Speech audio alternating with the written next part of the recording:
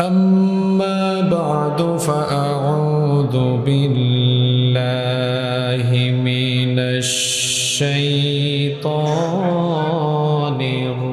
الرجيم بسم الله الرحمن الرحيم يسألك الناس عن الساعة قل إنما علمها عند الله وما يدريك لعل الساعة تكون قريبا সদাকাল্লাহুল আযীম। বাংলাদেশের ঐতিহ্যবাহী কুমিল্লা জেলার চৌদ্দগ্রাম উপজেলার অন্তর্গত পাশাকোট পশ্চিমপাড়া যুব সমাজ ও প্রবাসীদের উদ্যোগে আয়োজিত আজকের এই তাফসীরুল কোরআন মাহফিলের চলমান অধিবেশনের মোহতারাম শ্রদ্ধাভাজন সভাপতি, মঞ্চে উপস্থিত আমাদের মাথার তাজ শ্রদ্ধাভাজন ওলামা ইকেরাম, এসেছেন বিভিন্ন মসজিদের খোতাবা এবং আইম্মা ইকেরাম, আমার সামনে বসার পিতৃতুল্য সম্মানিত মুরব্বিয়ানে আয়দাম, যুগে যুগে আল্লাহর জমিনে আল্লাহর দিন প্রতিষ্ঠায় যারা অগ্রসেনানীর ভূমিকা পালন করেছেন, আমার কলিজার টুকরা প্রিয় যুবক, তরুণ এবং ছাত্র ভাইয়েরা, পর্দার আড়াল থেকে শ্রবণরতা সম্মানিতা মা এবং বোনেরা, উপস্থিত মিডিয়ার প্রিয় কর্মী এবং সাংবাদিক ভাইয়েরা, প্রশাসন এবং গোয়েন্দা সংস্থার সম্মানিত ভাইয়েরা, প্রিয় পাশাকোট চৌদ্দগ্রাম তথা আমার প্রিয় কুমিল্লাবাসী, আপনারা সবাই কেমন আছেন? আলহামদুলিল্লাহ আলা কুল্লি হাল ওয়াফি কুল্লি মাকান। আলহামদুলিল্লাহ, মহান রব আমাকেও ভালো রেখেছেন, আমাদের সবাইকে সুস্থতার সাথে বাঁচিয়ে রেখে আজকের এই সুন্দর বরকতময় নান্দনিক এবং জান্নাতি এই আয়োজনে আমাদেরকে সামিল হওয়ার তৌফিক যিনি দান করেছেন, গলার আওয়াজ বড় করে সবাই বলেন তো তিনি কে? অপারেটর ভাই এইটাতে একটু সাউন্ড দেন। সেই মহান রবের দরবারে হৃদয়ের সবটুকু ভালোবাসা, আবেগ, অনুভূতিকে উজাড় করে দিয়ে খুশি মনে প্রাণবন্ত আওয়াজে উচ্চ কণ্ঠে কালিমাতুশ শুকর আদায় করে আমরা সকলেই পড়ছি আলহামদুলিল্লাহ। দরুদ এবং সালাম পেশ করছি সর্বকালের সর্বযুগে সর্বশ্রেষ্ঠ মহামানব নবিয়ুনা ওয়া সাইয়্যিদুনা ওয়া কুদওয়াতুনা মুহাম্মাদুর রাসূলুল্লাহ সাল্লাল্লাহু আলাইহি ওয়াসাল্লামের প্রতি, যাকে আল্লাহ তাআলা রাহমাতাল লিল আলামিন হিসেবে এ ধরার বুকে প্রেরণ করেছেন। আল্লাহুম্মা সাল্লি আলাইহি আল্লাহুম্মা বারিক আলাইহি। সম্মানিত উপস্থিতি, শুরুতেই আমি ক্ষমা চেয়ে নিচ্ছি, আমাদের পৌঁছাতে একটু দেরি হয়েছে। আসলে বাঙালি স্বভাবজাতভাবে এমন, তারা সুযোগ পেলে কোনো কিছুতে ছাড় দেয় না। 5 তারিখের পরে স্বাধীনতা একটু বেশি পেয়েছে তো রাস্তাঘাটে যার যেভাবে মন চায় সেভাবেই চলাফেরা করে। এখন অটোরিকশা সিএনজিকে ওভারটেক করতে চায়, সিএনজি বাস ওভারটেক করতে চায়। এই হলো রাস্তাঘাটের অবস্থা। কেউ কাউকে পাত্তাও দেয় না, কেউ কারো কথা শোনে না। চোখের সামনে প্রতিদিন আমরা দেখছি কত মানুষ রাস্তাঘাটে মারা যাচ্ছে, সড়ক দুর্ঘটনা বেড়ে গিয়েছে। দেখার পরেও যারা মোটরসাইকেল চালায় এরা নিজেদেরকে সংযত করে না, এরা বুঝে না যে মোটরসাইকেল দুর্ঘটনা এটা খুবই মারাত্মক। আপনি বেঁচে থাকলে পঙ্গু হয়ে যাওয়ার সম্ভাবনা বেশি, আর মারা গেলে শরীরের পার্টস এক একটা এক এক দিকে চলে যাবে। দেখবেন গায়ের উপর দিয়ে উঠে যেতে চায়, কেউ একটু কাউকে ছাড় দিতে চায় না। কি মারাত্মক অবস্থা! আমরা অনেক দূর থেকে আসতেছিলাম আজকে, সেই চুয়াডাঙ্গা থেকে। এত এত জ্যাম, সুবহানাল্লাহ। আল্লাহ এই জাতির মানুষদেরকে একটু শৃঙ্খলাবদ্ধ হওয়ার জন্য তাদের বিবেকবোধ আল্লাহ জাগ্রত করে দেন। এটা ছাড়া আমার আর কিছু বলার নেই। সম্মানিত উপস্থিতি, আমরা যে সময়টুকু পাব গনিমত মনে করে আমরা পরিপূর্ণ মনোযোগের সাথে আল্লাহর কোরআনের প্রতি মনোনিবেশ করব এবং হেদায়েতের নিয়তে কিছু কথা বলার এবং শোনার চেষ্টা করব। ইনশাআল্লাহ মহান আল্লাহ আমাদেরকে হেদায়েতের নিয়তে প্রতিটি কথা বলার এবং শোনার তৌফিক দান করেন, আমরা বলি আমিন। প্রিয় চৌদ্দগ্রামবাসী, আমরা যে পৃথিবীতে বসবাস করছি, এই পৃথিবী সহ এই মহাবিশ্বের একদিন পরিসমাপ্তি ঘটে যাবে। সব কিছু একদিন ধ্বংস হয়ে গিয়ে কিয়ামত সংগঠিত হবে। কিয়ামত এটি কোন বছরের, কোন সালের, কোন মাসের, কত তারিখে অনুষ্ঠিত হবে, এটা একজন ছাড়া আর কেউ জানে না। যিনি সেটা জানেন তিনি কে? পৃথিবীর কোনো ফেরেশতাও জানেন না, কোনো নবী রাসূলও জানেন না এটা কখন হবে। এই জ্ঞান কেবলমাত্র একজনের কাছে আছে। নবী করিম সাল্লাল্লাহু আলাইহি ওয়াসাল্লাম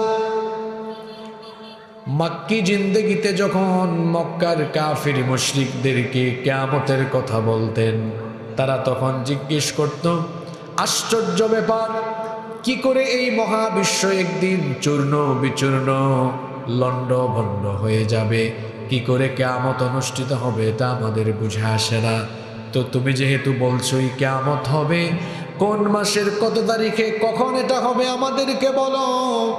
তারা যখন নবীজির কাছে এই বিষয়ে জিজ্ঞেস করত, আল্লাহর নবী তখন চুপচাপ থাকতেন, কারণ আল্লাহর নবী তো আল্লাহর শেখানো ভাষা ছাড়া কথা বলেন না।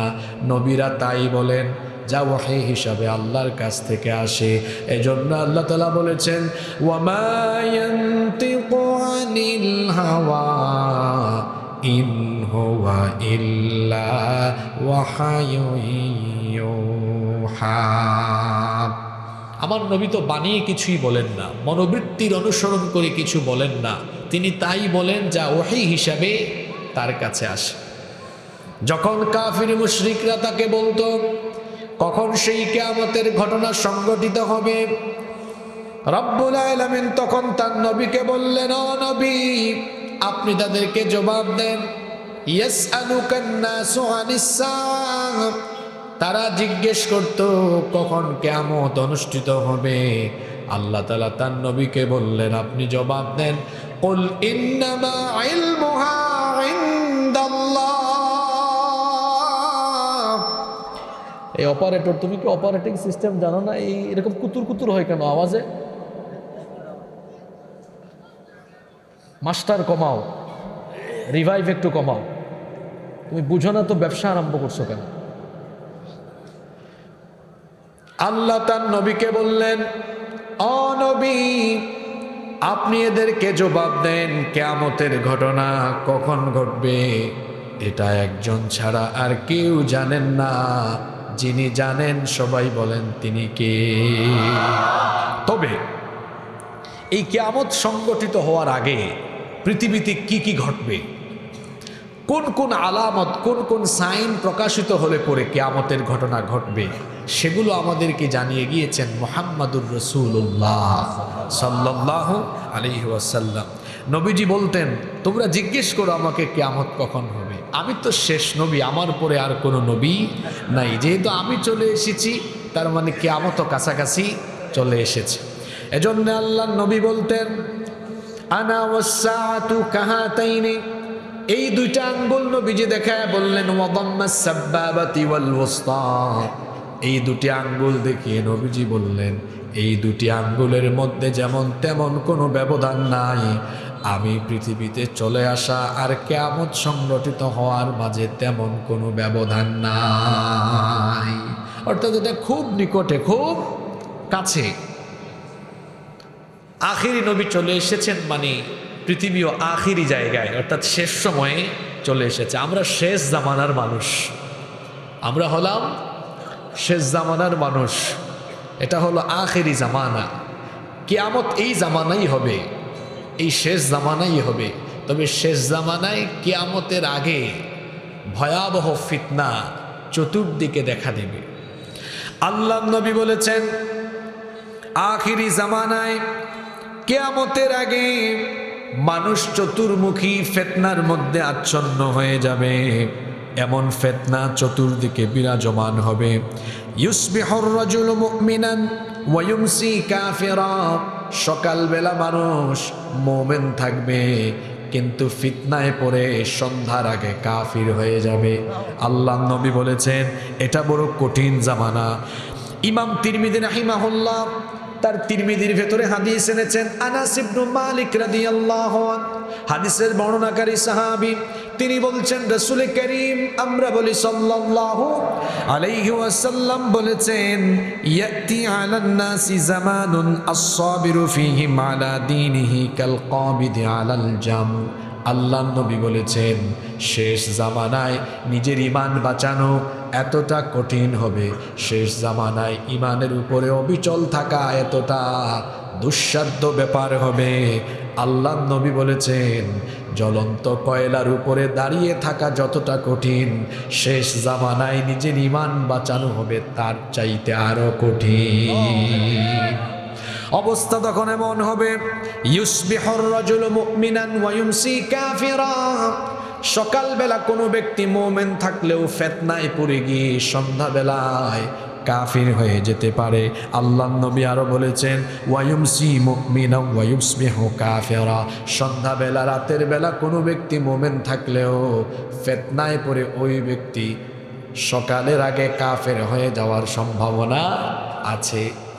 এই হাদিসটা একটু মিলায় দেখেন তো, বর্তমানে আমরা এমন সমাজে বসবাস করি নিজের ঈমানটাকে বাঁচিয়ে রাখা আজকে কতটা কঠিন হয়েছে। আমি তো বলি মানুষের ঈমান আজকে বেশি দূরে যাওয়া লাগবে না। এই যুগে মানুষের ঈমান বাঁচানো, এই মোবাইলের ফিতনা থেকে নিজেকে বাঁচানো এখন অনেক কঠিন। এত জোরে যাওয়া লাগবে না। মোবাইলের ফিতনায় পড়ে আজকে ঈমান হারা হয়ে যাওয়ার সম্ভাবনা আছে, কারণ এর ভেতরে চরিত্র বিধ্বংসী এমন এমন উপাদান আছে, এটা আপনাকে একেবারে কঠিনভাবে গ্রাস করে জাহান্নামের দিকে ঠেলে দিতে পারে। আজকের জামানায়, এই ফিতনার জামানায় মানুষের চরিত্র নষ্ট করে দেওয়ার একটা আকর্ষণীয় এবং চমৎকার উপাদান হলো এই মোবাইল ফোন। এত দূরে যাওয়া লাগবে না। এই যে আমাদের যুব সমাজ, তরুণ সমাজ আজকে অনেকেই বিপদগামী হয়ে যাচ্ছে শুধুমাত্র মোবাইল ফোনের অপব্যবহারের কারণে। মোবাইল ফোন ব্যবহার করতে আমি নিষেধ করছি না, কিন্তু তাদের অবস্থা হলো এমন, রাত ৩টা ৪টা পর্যন্ত তারা মোবাইলে তাহাজ্জুদ পড়ে। কথা বুঝেন নাই? ৩টা ৪টা পর্যন্ত জেগে থাকে, তারপরে সকালে ঘুম থেকে উঠে 10টায় 11টায় দুপুর 12টায় সকালের নাস্তা খায় না। তার ঘুমের অভ্যাস ঠিক নাই, খাদ্যাভ্যাসও ঠিক নাই। এই যে সকালের নাস্তা দিনের পর দিন করে না, তার পেটের ভেতরে হয়েছে গ্যাসের কারখানা। এরপরে দেখা যায় যেখানে যায়, এমনকি মাহফিলেও গিয়ে বায়ু দূষণ করে পরিবেশকে নষ্ট করে এরা।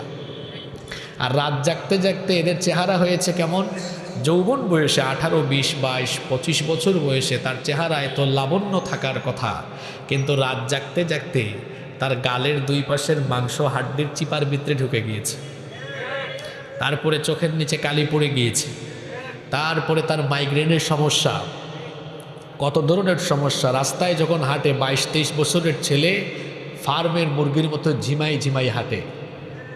এই হলো যুবকদের অবস্থা। ও রাত 2টা 3টা পর্যন্ত ফেসবুক, ইউটিউব বা অন্যান্য জায়গায় পড়ে থাকে, তার কেরিয়ারকে ধ্বংসের দিকে নিয়ে যাচ্ছে, তার জীবনকে সে অসুস্থ জীবন হিসেবে রূপান্তর করে ফেলছে। এজন্য এক অসুস্থ জীবনের দিকে ধাবিত হওয়ার জন্য বর্তমান ইয়াং সোসাইটি পরস্পর প্রতিযোগিতায় লিপ্ত হয়েছে। কথা বুঝতে পারছেন তো? আচ্ছা, আমাকে যারা মোটরসাইকেল দিয়ে নিয়ে আসছে এরা কি এখানে আছে? কোথায় আছে? এই একজন, আর কোথায়? এই কয়েকজন আছে। আমি এদেরকে ধরবো আগে থেকেই ভাবছিলাম। আমার অভিজ্ঞতা হলো মাহফিলে কিছু ছেলে পেলে থাকে, এরা শো অফ করে। হুজুরকে আনার সময় খুব পাকুম করে আনবে, কয়েকটা ছবি তুলবে, তারপর আর কোনো খবর নাই। আর দেখা করে বলে কি, হুজুর আমি আপনার কঠিন ভক্ত, আসলে কঠিন ভক্ত হচ্ছেন সামনের কাতারের এরা, কারণ এরা ওয়াজ শোনার জন্য অনেক আগে থেকে এসে জায়গা জুড়ে বসে আছেন। ভালো ছাত্র ক্লাসের সামনে থাকে, ঠিক না বেঠিক? তো এতগুলা মোটরসাইকেল নিয়ে গিয়েছেন, আমি কি 14 গ্রামে এমপি ইলেকশন করব নাকি? এগুলো কেন বন্ধ করেন। সব সময় ফোনে বলে দিই আমরা, একজন ভাই একটু এগিয়ে আসবেন, কারণ গ্রামে গঞ্জে অনেক চিপাচাপা রাস্তা থাকে, এটা গুগল ম্যাপও অনেক সময় উল্টাপাল্টা শো করে। এই জন্য আমরা বলি একজন ভাই এগিয়ে আসবেন, আমরা আপনাকে নিয়ে মাহফিল স্থলে চলে যাব। এই 12 জন 14 জন একত্রিত হলে আর গাড়ি টানা যায় না, তখন তারা গাড়ি স্লো করে, আমরা আরও আগে আসতে পারতাম। এই পাকপাকুমের কারণে আসতে লেট হয়েছে। এখন আমি আজকে বাস্তবে প্রমাণও দিয়ে গেলাম, এই পাকপাকুমগিরি যারা করে এরা মাহফিলে ওয়াজ শোনে না। আর তারা মনে করে হুজুর বোকাশোকা, ধোকা দিতে পারবো। সে চিন্তা করে না, সে যে স্কুলের ছাত্র, আমরা ওই স্কুলের ডাক্তার, শিক্ষকও না। কথা বুঝেন নাই? সে যে স্কুলের ছাত্র, আমরা ওই স্কুলের শিক্ষকও বলি নাই। কি বলেছি? আরো এক ক্লাস উপরে। সে মাহফিল করে বছরে একটা, আর আমরা তো ডেইলি করি। তা আমাদের অভিজ্ঞতা আছে না? এই ভাই গিয়েছেন, ওনার সাথেই যোগাযোগ, ইনি থাকবেন সেটা আমার জানা আছে। কিন্তু ওনার সাথে যারা ছিলেন, আমি গাড়িতে বসে আমার সফর সাথীদেরকে বলেছি যে দেখবা এদের মধ্যে 2-4 জন ছাড়া আর কেউ থাকবে না। এই পাকপাকুমগিরি বন্ধ করতে হবে।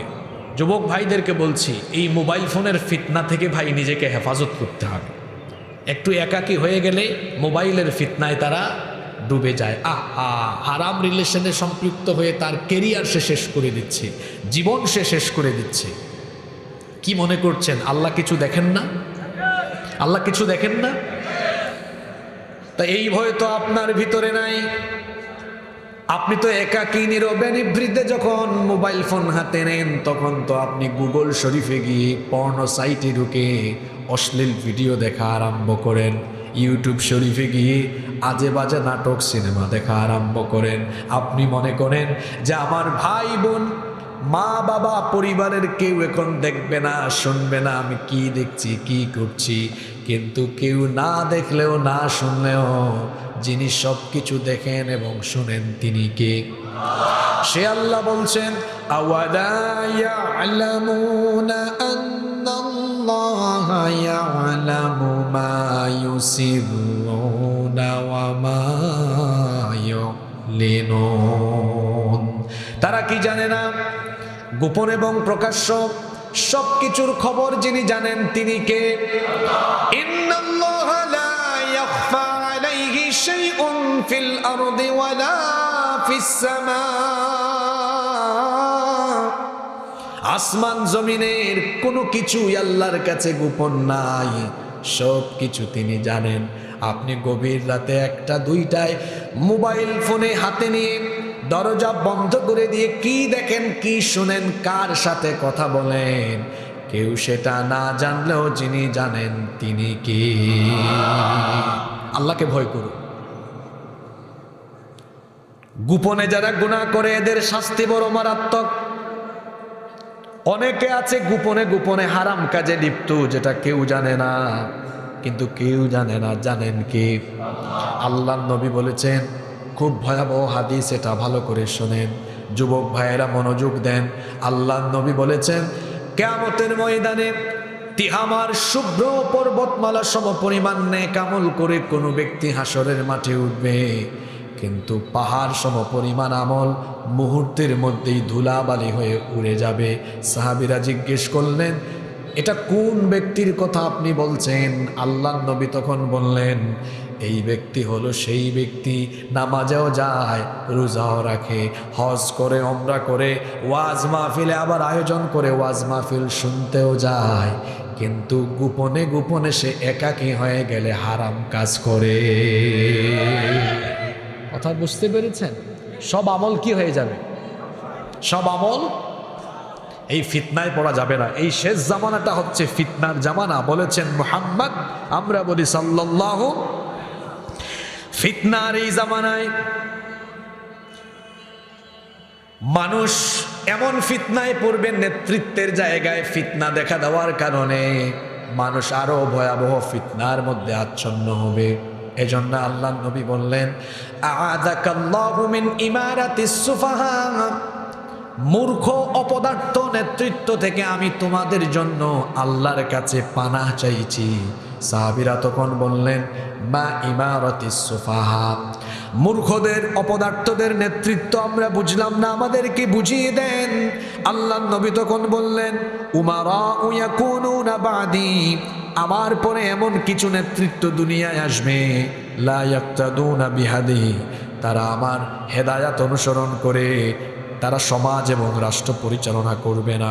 আল্লাহ নবী বললেন, আমার পরে এমন একটি সমাজ ব্যবস্থা আসবে, আখিরি জামানায় এমন একটি পরিস্থিতি তৈরি হবে, আমার পরে এমন কিছু লোক আসবে, উমারা ইয়াকুনুনা ইয়াক্তাদুনা বিহাদি, আমার হেদায়াত অনুসরণ করে, লা ইয়াক্তাদুনা বিহাদি, তারা আমার হেদায়াতের ইক্তেদা করবে না, আমার হেদায়াতের অনুসরণ করবে না, অর্থাৎ আমার তরিকা গ্রহণ করে তারা তাদের সমাজ এবং রাষ্ট্র চালাবে না।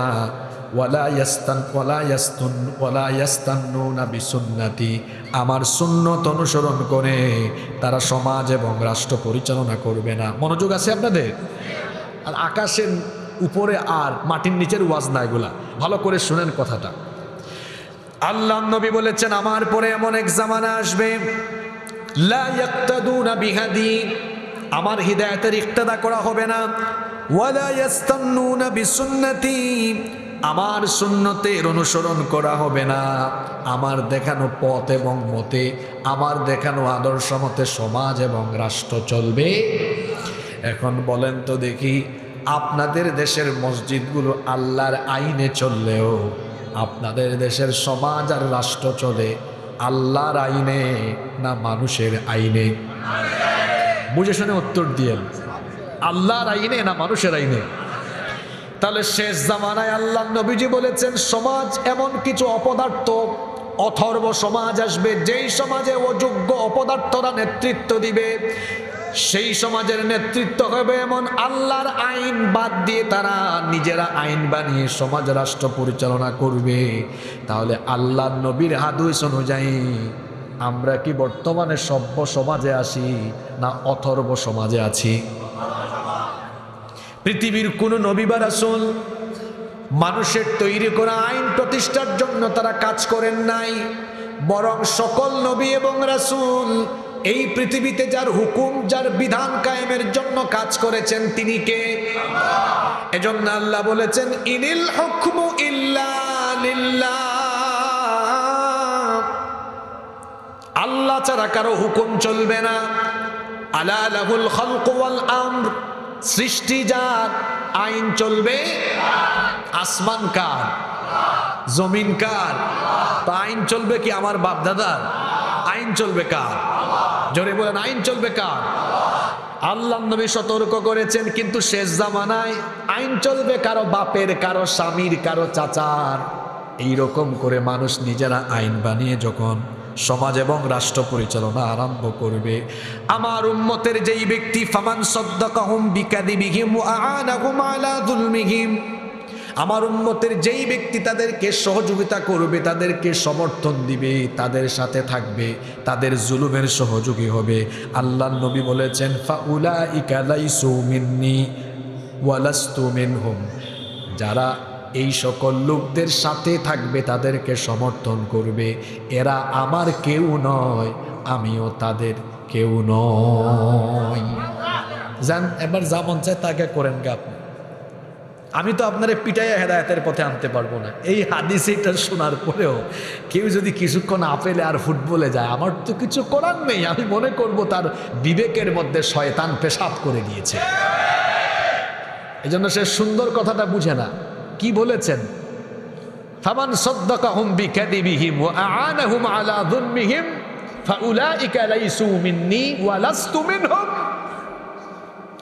যে ব্যক্তি তাদেরকে সমর্থন করবে, তাদের জুলুমের সহযোগী হবে, তাদের সাথে থাকবে, সহযোগী হবে, আমি তাদের কেউ না, তারা আমার। আমরা কি রসুলের সুপারিশ চাই না? জোরে বলেন, চাই না? তাহলে অমুকের দলে তমুকের দলে নয়, মুসলমান থাকবে রসুলের দলে। কার দলে কোথায় যান আপনি? বেঈমান, বেনামাজি, ইসলাম বিরোধী, এমনকি দেশদ্রোহী, দেশকে আরেক দেশের হাতে তুলে দেয় এমন বেঈমানের সাথে চলাফেরা করে, আছে না না? আমরা বড় অবাক হচ্ছি। এক ফেরাউন যেতে না যেতে আরো কিছু লোক নতুন করে এই রূপ ধারণ করার অপচেষ্টা করছে। আমার দেশকে অস্থিতিশীল করে দেওয়ার জন্য প্রতিনিয়ত অপচেষ্টা চলছে।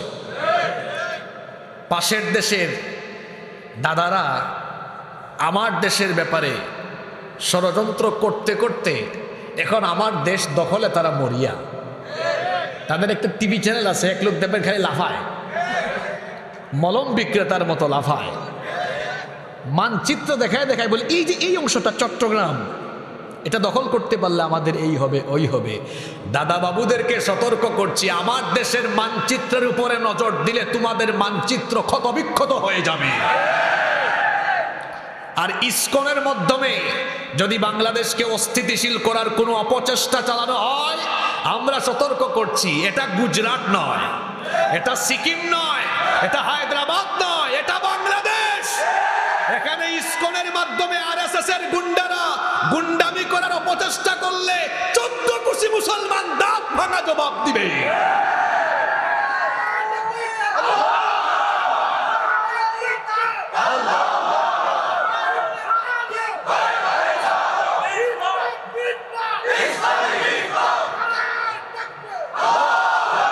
ইসকন হলো একটি উগ্রবাদী, জঙ্গিবাদী, চরমপন্থী সংগঠন। ইসকন মানে হলো international society for Krishna consciousness, আন্তর্জাতিক কৃষ্ণ ভাবনামৃত সংঘ। এটা প্রতিষ্ঠা করেছে যে ব্যক্তি, তার নাম হলো অভয় চরণারবিন্দ ভক্তি বেদান্ত স্বামী প্রভুপাদ। আপনারা হাসেন কেন? হ্যাঁ,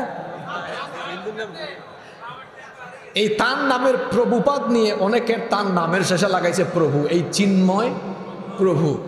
তারও পুরা নাম অনেক লম্বা, চিন্ময় কুমার দাস প্রভু ব্রহ্মচারী। কত লম্বা নাম আপনি চিন্তা করেছেন? তো শোনেন, এটা প্রতিষ্ঠা হয়েছে 1966 সালে। আশ্চর্যের একটা ব্যাপার আছে, সেটা হলো এদের হেডকোয়ার্টার ভারতের পশ্চিমবঙ্গের নদিয়া জেলার মায়াপুরে, কিন্তু সংগঠনটি প্রতিষ্ঠা হয়েছে মার্কিন যুক্তরাষ্ট্রের নিউ ইয়র্কে। যে ব্যক্তি এটা প্রতিষ্ঠা করেছে, এই ব্যক্তি হিন্দুদের কোনো শিক্ষালয়ে পড়াশোনা করে নাই, পড়াশোনা করেছে খ্রিস্টানদের চার্চে। এই ইসকনকে আপনারা অনেকে মনে করেন যে হিন্দুদের ধর্মীয় সংগঠন, না। ইসকন হলো হিন্দু লেবাসধারী ইহুদি নিয়ন্ত্রিত একটি সংগঠন।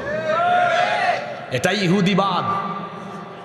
ইহুদিবাদ প্রচারকারী একটি সংগঠন, কিন্তু লেবাস ধরেছে হিন্দুদের। এজন্য সনাতনী হিন্দুদের সাথে ইসকনওয়ালাদের অনেক বিরোধ আছে, এবং বাংলাদেশে এমন বহু অভিযোগ আছে ইসকনের অনেক উগ্রপন্থী চরমপন্থীরা সনাতনী হিন্দুদের বাড়িঘর জায়গা জমি দখল করেছে, এমনকি বলাৎকার আর যৌন নিপীড়নের অভিযোগ এদের ব্যাপারে রয়েছে।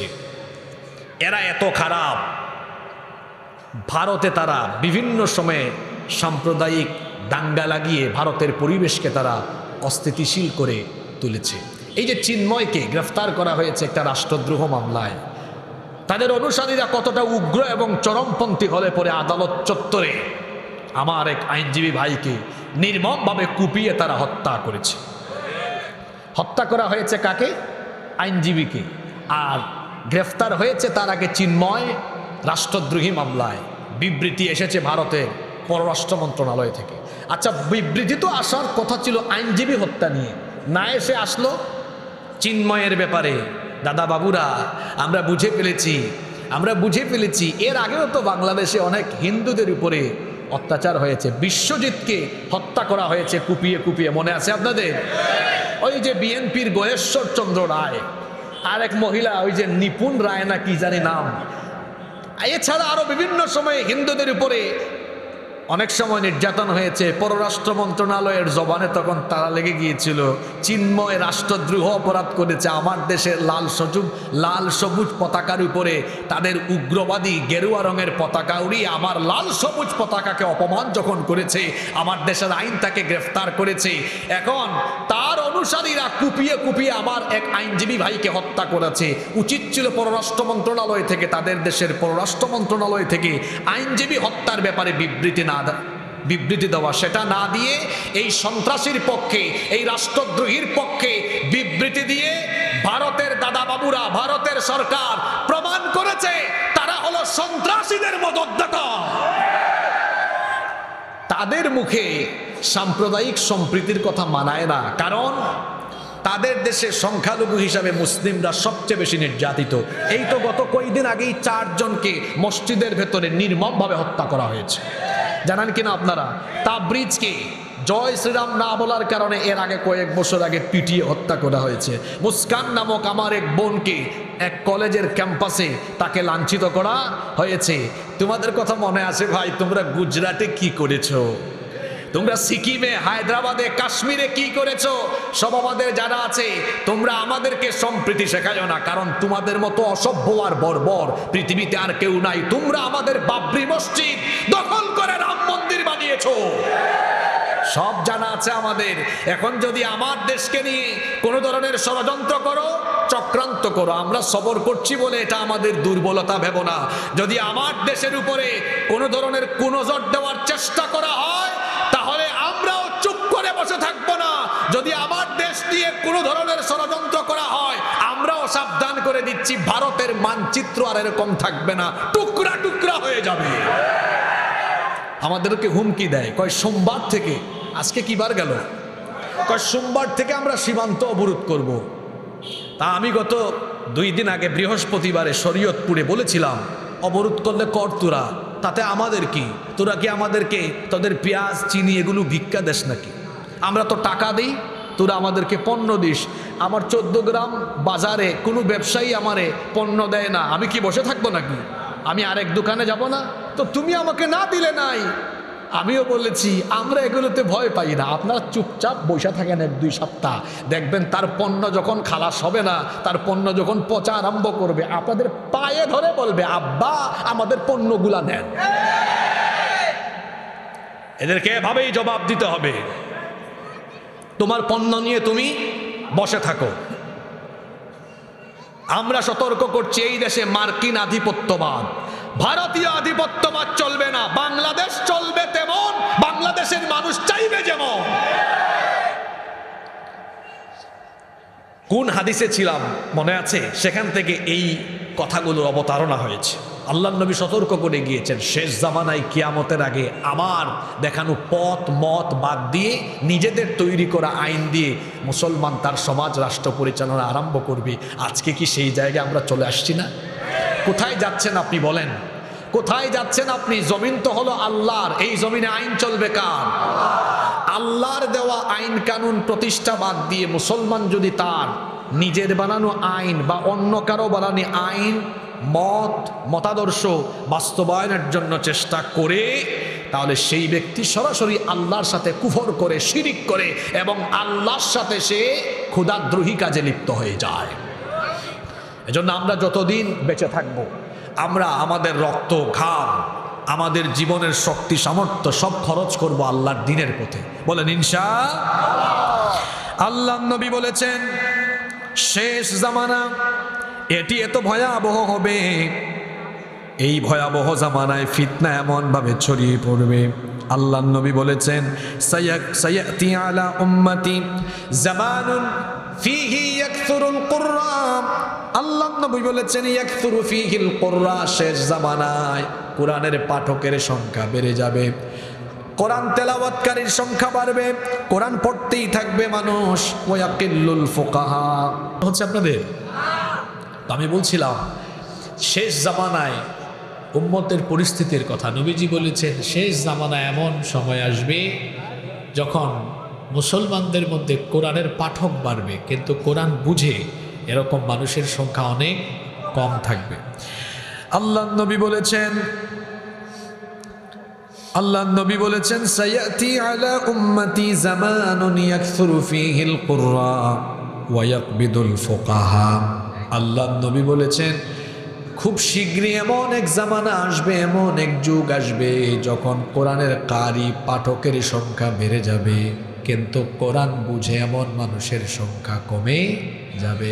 আজকে বাংলাদেশের দিকে তাকায় দেখেন তো, বাংলাদেশের 90% মুসলমান, এর মধ্যে অনেকেই কোরআন পড়তে এখনো বিশুদ্ধভাবে জানে না। আবার যারা জানে এদের মধ্যে অনেকেই কোরআনের অর্থ বুঝে, কি বলেন, আছে না?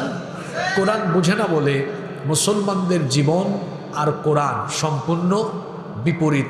কোরআনের সাথে মুসলমানদের জীবনের কোনো কি নাই, মিল নাই। এজন্য দেখা যায় সুদখুর সে কোরআন তিলাওয়াতও করে আবার সুদও খায়, ঘুষখুর কোরআন তেলাওয়াত করে আবার ঘুষও খায়। আমার দেশে এমন বহু মানুষ আছে দেখবেন, নামাজেও যায় আবার অন্যায় অপরাধও করে। দেখতেন না, একজন বলতেন, পার্লামেন্টে বলেছেন, সকালবেলা ঘুম থেকে উঠে তিনি কি খুঁজেন, নারায়ণগঞ্জে আরেক কুতুব পাওয়া গেছে, উনি 70 রাকাত তাহাজ্জুদ পড়ে।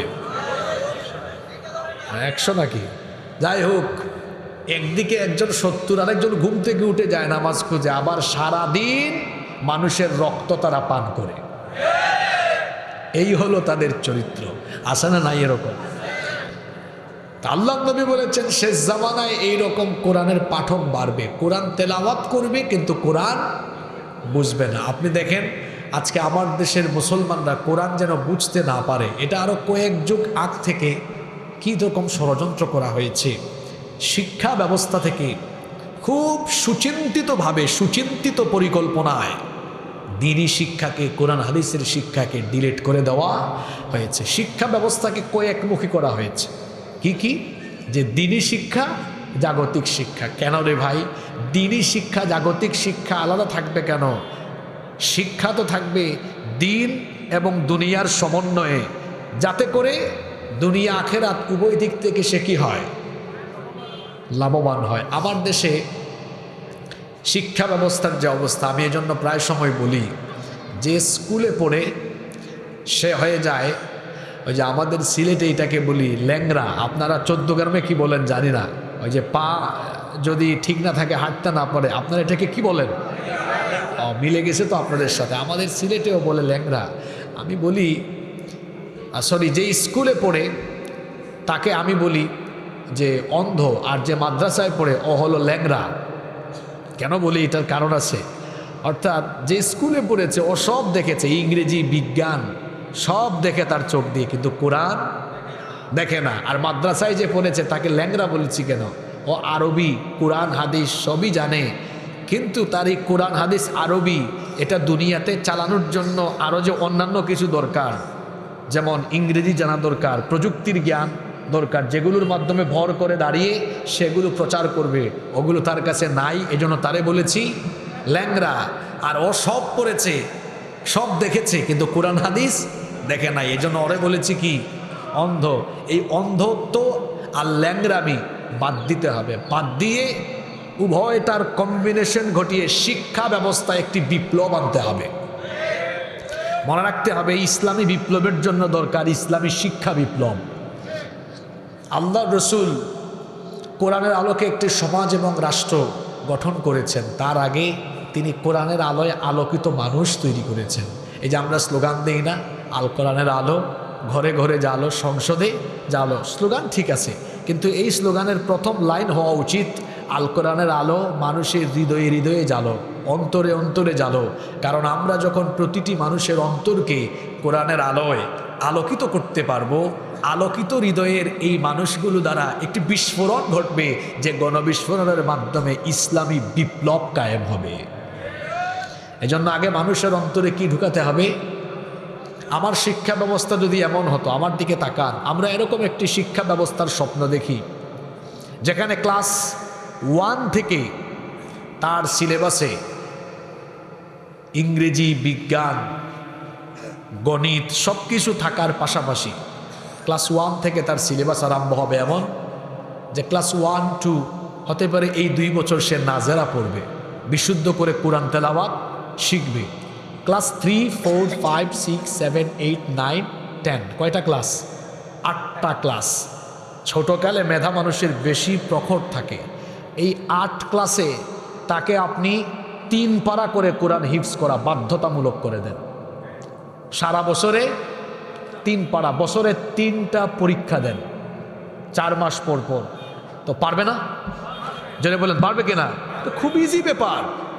তাইলে এই 8টা ক্লাসে তার শেষ হইল 3 8 কত হয়?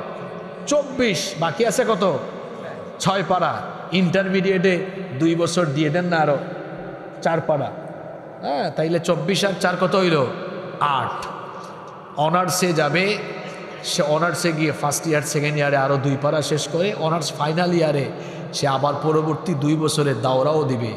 তাইলে ও অনার্সে গিয়ে ইংরেজি বিভাগে পড়ে, বিবিএতে পড়ে, এলএলবিতে পড়ে, তাহলে ও ব্যারিস্টার হয়েছে, হাফেজ ব্যারিস্টার, হাফেজ অ্যাডভোকেট, হাফেজ ইঞ্জিনিয়ার, হাফেজ সচিব, হাফেজ ডিসি, হাফেজ এসপি, হাফেজ এডিসি, হাফেজ এমপি, হাফেজ মন্ত্রী, হাফেজ মেম্বার, হাফেজ চেয়ারম্যান।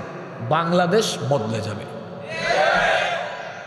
শুধু হাফেজ হইলে চলবে না, আমরা এমন শিক্ষা ব্যবস্থার স্বপ্ন দেখি এভাবে সে ধাপে ধাপে ধাপে ধাপে কোরআন হিফজ করে ফেলবে। তার পাশাপাশি প্রতিটি ক্লাসে কোরআন হাদিস বাধ্যতামূলক থাকবে, যাতে করে সে সুশিক্ষিত নৈতিক মূল্যবোধ সম্পন্ন একজন আদর্শ মানুষে পরিণত হতে পারে।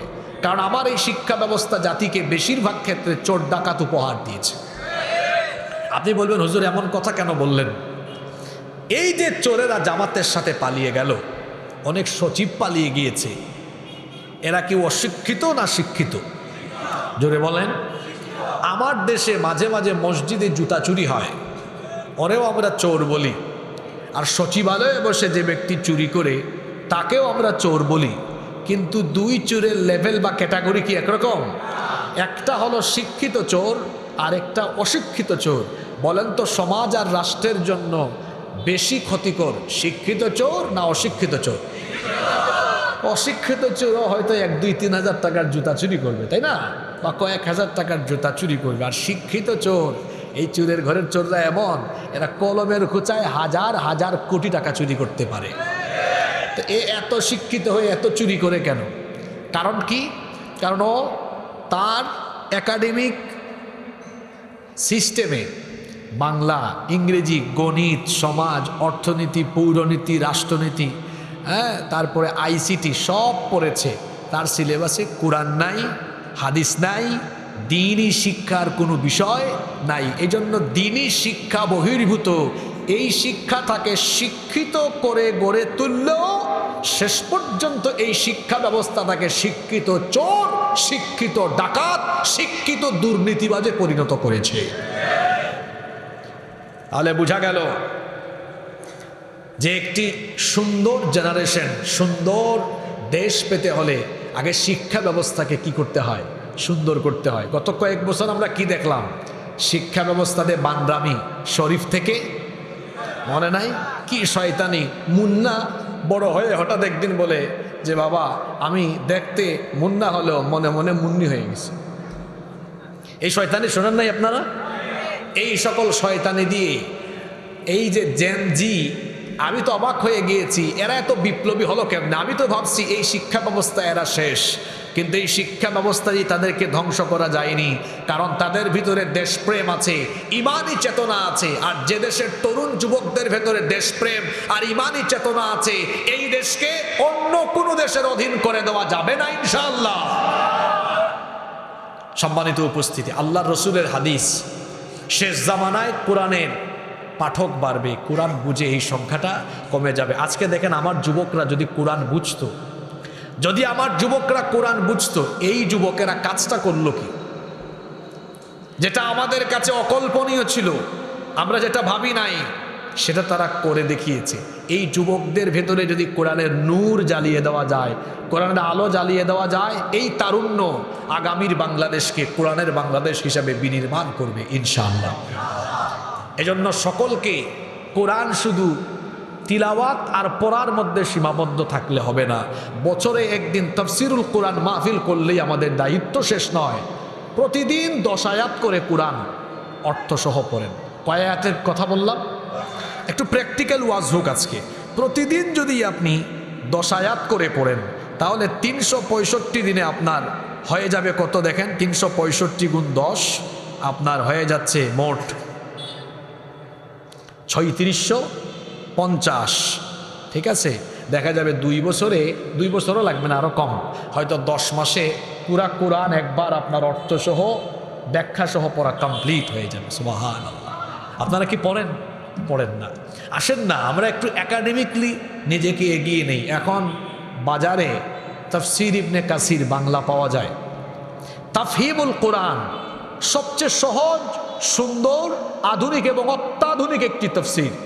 তাফহিমুল কোরআন, তাফসির ফি জিলালিল কোরআন, মারিফুল কোরআন, তাফসিরে জালালাইন, আমি যেগুলোর নাম বললাম এগুলো বাংলায় পাওয়া যায়। দাম খুব বেশি না, আপনি 2-2.5 হাজার টাকার ভেতরেও এই তাফসিরের মধ্যে 1-2 সেট তাফসির কিনতে পারবেন। কিনে বাড়িতে রাখেন না, ফজরের নামাজের পরে বউ বাচ্চা সবাই মিলে বসে এভাবে একটু পড়েন না, বৈঠক করেন, কোরআন বৈঠক।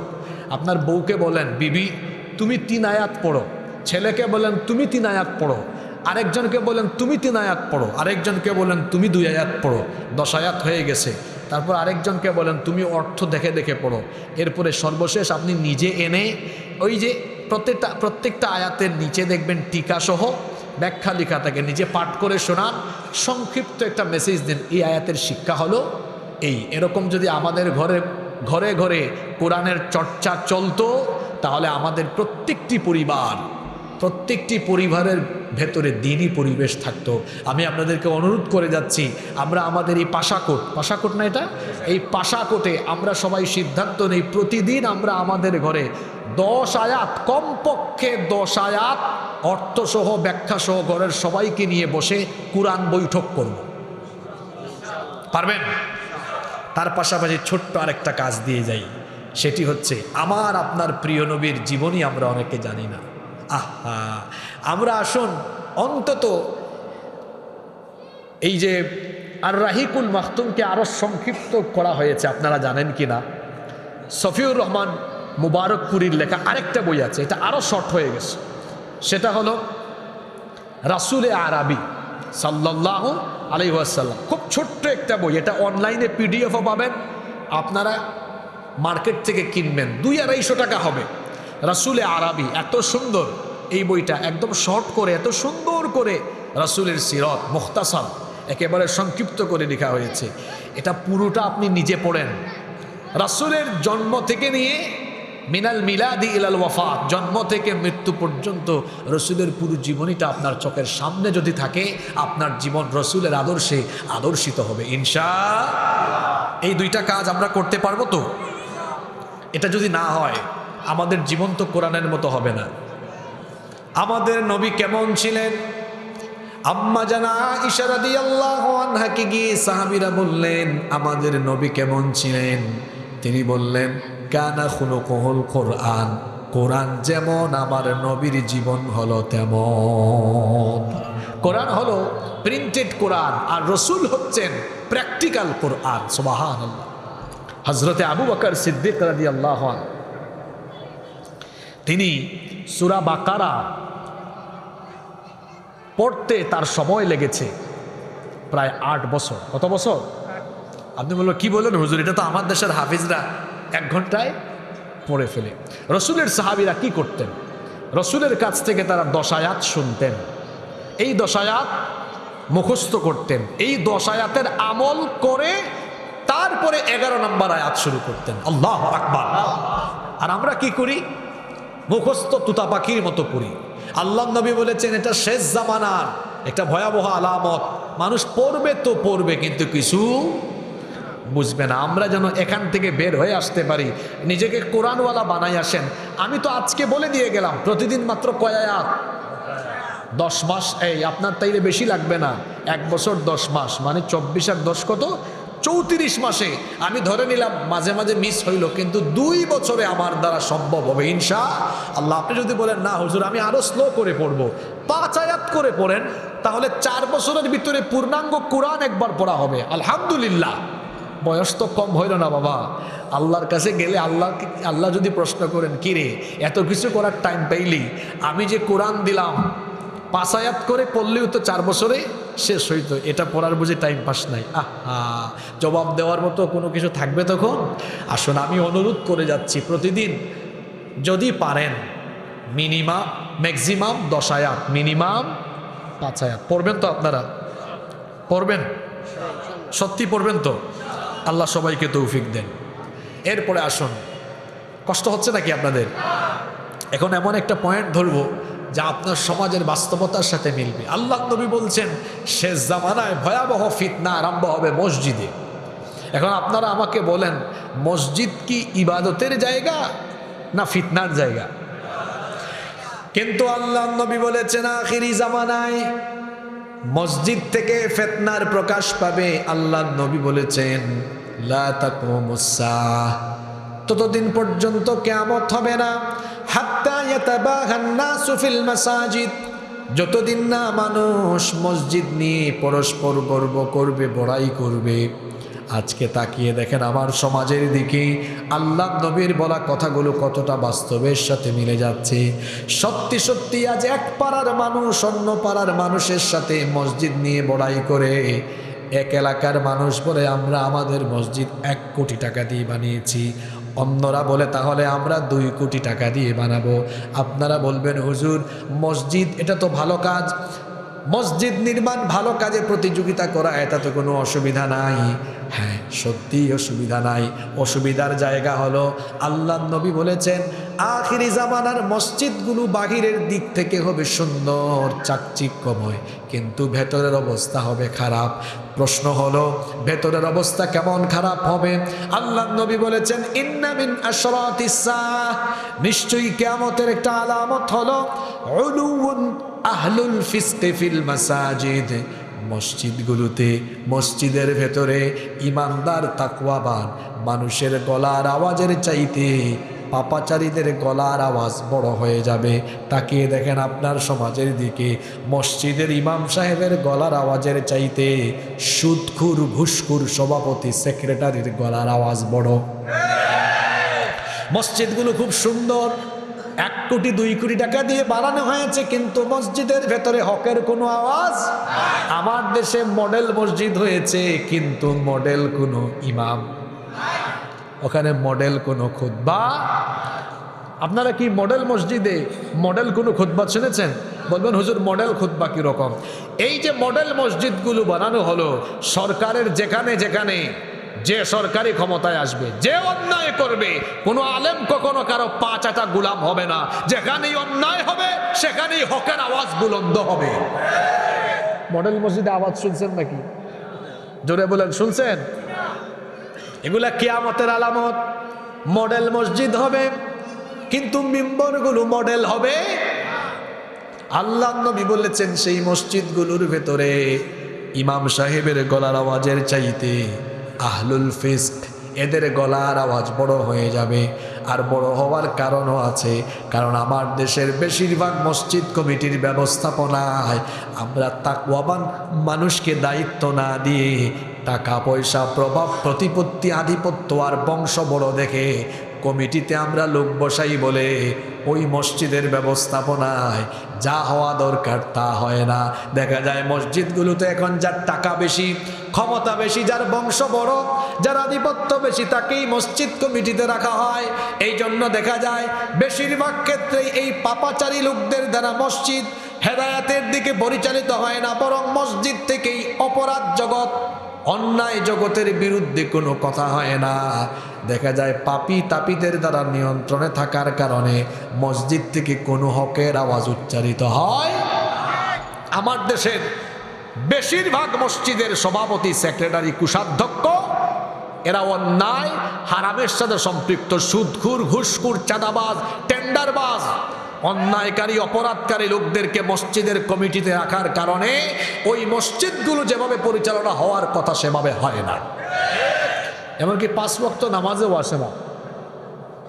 শুক্রবারে জুমার দিনে আসে আবার 1:15 মিনিটে আইসা প্রথমে গেইটে ঢুকে একটা কাশি মারে, বুঝায় সভাপতি আসছেন একটু সাইড দেন, তারপরে সবাইকে ডিঙায়া একদম সামনে গিয়া বসে। এগুলো আমি আপনাদের এলাকার কথা বলতেছি না, এগুলো বা আপনাদের এলাকায় নাই, কমন পড়ছে তাই না? আমি একবার এক মসজিদে খুতবা দিচ্ছি, তো এইরকম একজন আসছে আপনার 1টার পরে কাশিদাসি দিয়ে আগাইতেছে। আমি বললাম, এই দাঁড়ান, শেষে আসছেন, যেখানে জায়গা পেয়েছেন সেখানে বসে থাকেন। পাশে একজন বলে, কমিটি কমিটি কি বলে, যেটা বলছে মসজিদের ইমাম সাহেব। বললাম, আপনাদের মতো হুজুরদের কারণে এই খেজুররা এত সুযোগ পায়।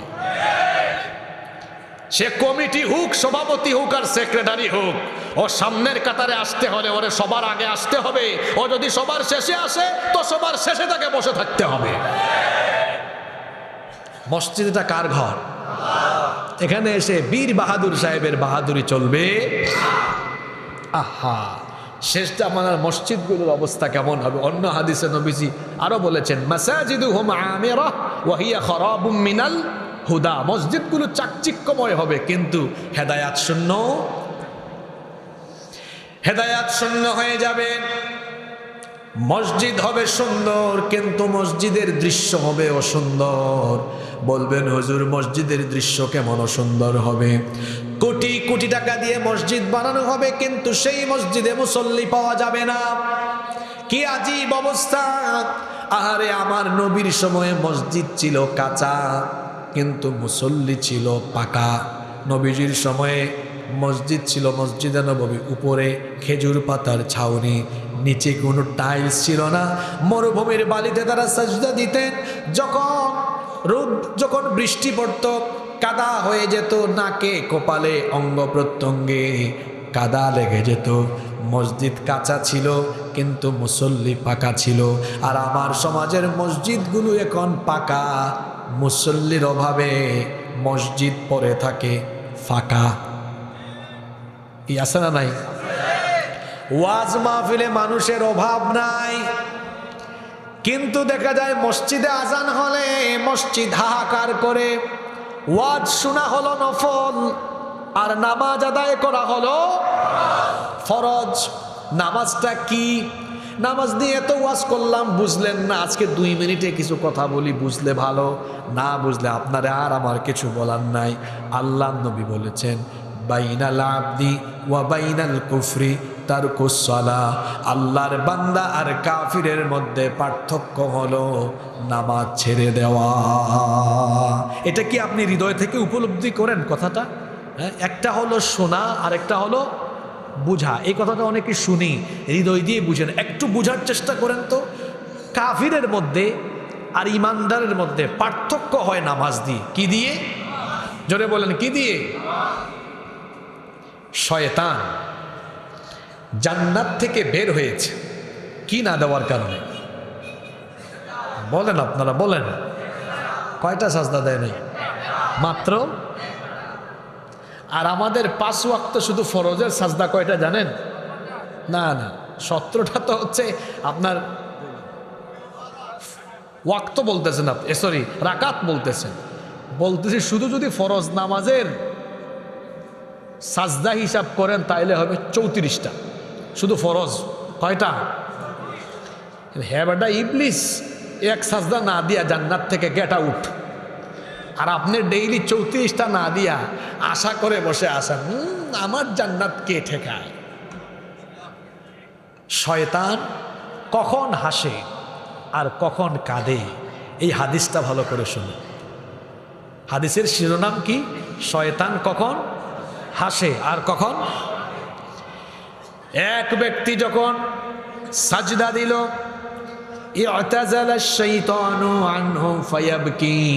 শয়তান ওই ব্যক্তির কাছ থেকে দূরে চলে যায়, গিয়ে মনের ব্যথায় মনের যন্ত্রণায় সে তখন কান্নাকাটি আরম্ভ করে। আর সে বলতে থাকে, ইয়া ওয়াইলি, হায় দুর্ভাগ্য, আফসোস আমার, উমির ইবনু আদম বিসসুজুদ ফাসাজাদা ফালাহুল জান্নাহ, আদম সন্তানকে সাজদার আদেশ দেওয়া হলো, সে সাজদা দিল, তার জন্য জান্নাত হাসিল করে ফেলল। আমার জন্য সাজদার হুকুম দেওয়া হয়েছিল, ফাআবাইতু ফালিন্নার, আমি সেই সাজদার হুকুমকে অমান্য করে জাহান্নামের অধিবাসী হয়ে গেলাম। বান্দা যখন সাজদা দেয়, নামাজ আদায় করে, শয়তান তখন কাঁদে, আর বান্দা যখন নামাজ ছেড়ে দেয়, শয়তান তখন হাসে। এখন আপনারা বলেন দেখি, 5 ওয়াক্ত ডেইলি যারা নামাজ ছাড়ে তারা কারে হাসায়, কাকে খুশি করে? এইরকম কুতুবেই প্যান্ডেলে নাই? হ্যাঁ, আজকে ফজর, জোহর, আসর, মাগরিব, এশা তো সামনে আছে, এশাতে আমরা আছি এখন। এই এতগুলা নামাজ ছাইরা দিয়া কারে হাসাইছেন আমারে বলো? চিন্তা করতেছেন কথাগুলা? যুবক ভাইরা সাজদা দেন না কেন আল্লাহকে? এখন তো সাজদার বয়স, বুড়া বয়সে অনেক মানুষ মেরুদণ্ডে ব্যথা, হাঁটুতে ব্যথা নিয়ে রুকু দিতে পারবে না, সাজদাও দিতে পারবে না, আফসোস করবে, আহারে আমি যদি আবার যৌবন ফিরে পেতাম। আর এই যৌবনের সাজদার দাম কত বেশি, কত বেশি শুনেন। কিয়ামতের ময়দানে আল্লাহ বলবেন, 18, 20, 22, 24, 26, 30 বছরের যুবকেরা কোথায়? ফেরেশতারা বলবে, আল্লাহ তাদেরকে দিয়ে কি করবেন? কয় জানো না কি করব? তার পুরা যৌবনে আমারে শুধু সাজদা দিয়েছে, আজকে ডেকে আনো, আমি এই যুবকদেরকে আমার আরশে আজিমের ছায়ার নিচে জায়গা দিব। সুবহানাল্লাহ। আমার 14 গ্রামের যুবক ভাইরা কি আল্লাহর আরশে আজিমের নিচে ছায়া পেতে চান না? আজান হলে যাব কোথায়? জোরে বলেন, আজান হলে যাব কোথায়? নামাজে গেলে শয়তান, বলেন শয়তান, না গেলে শয়তান। আপনারা হাসাবেন না কাঁদাবেন? জোরে বলেন, শয়তানকে হাসাবেন না কাঁদাবেন? আজ থেকে ফরজ নামাজ 1 ওয়াক্ত কাজা করব না, রাজি আছেন? আল্লাহ কবুল করেন। আল্লাহ না করুক রাস্তায় একটা ভয়াবহ অ্যাক্সিডেন্ট হলো। এই অ্যাক্সিডেন্টে যদি 4-5 জন মানুষের এই যে এই অংশটা, গলা থেকে এই উপরের মাথাটা যদি থেতলে যায়, সব মাথা যদি থেতলে যায় সবার, আপনারা আমাকে বলেন তো, এই থেতলে যাওয়া 4-5 জন ব্যক্তির পরিচয় ডিএনএ টেস্ট করা ছাড়া কি শনাক্ত করা সম্ভব? দেখা মাত্রই কোনো মানুষকে চেনার উপায় হলো তার মাথা, এই ফেস থাকলে তাকে কি করা যায়? চেনা যায়। তাহলে বোঝা গেল আমাদের 3.5 হাত বডির গুরুত্বপূর্ণ একটা অংশ হলো মাথা। মাথা ছাড়া কোনো ব্যক্তির পরিচয় পাওয়া যায় না। ইসলামের যে ইবাদতের পূর্ণাঙ্গ বডি বা ইমারত আছে, এর মধ্যে মাথা বা মগজে অবস্থিত যে ইবাদত, সেটা হলো আস-সালাতু হিয়া রাসুল ইবাদাহ। নামাজ হলো ইবাদতের মগজ, ইবাদতের মাথা। মাথা কেটে ফেললে যেমন কোনো ব্যক্তির পরিচয় পাওয়া যায় না, ঠিক তেমনি ইসলামের ইমারতের মাথা, মগজ, নামাজকে বাদ দিয়ে কোনো ব্যক্তি পূর্ণাঙ্গ মুসলমান হতে পারবে না। ওর নাম মুসলমানের নাম থাকলো ও মুসলমান হতে, যার মধ্যে নামাজ নাই তার মধ্যে ইমান নাই। কয় হুজুর কে বলছে ইমান নাই? আমার বাপ আমার নাম রেখেছে ইমান আলী, আমার ইমান থাকে না কেমনে? আমার দেশের বেশিরভাগ মানুষের নামের সাথে কাজের কোনো মিল নাই। বাবা নাম রেখেছে ফজর আলী, ফজর আলী ফজরের নামাজ পড়ে না, ঘুম থেকে উঠে সকাল 10টায়। আরেকজনের নাম তার বাপ রেখেছে জোহর আলী, জোহর আলী জোহরের নামাজে যায় না। আরেকজনের নাম রমজান আলী, রমজান মাসে দুপুরবেলা গাঞ্জা টানে।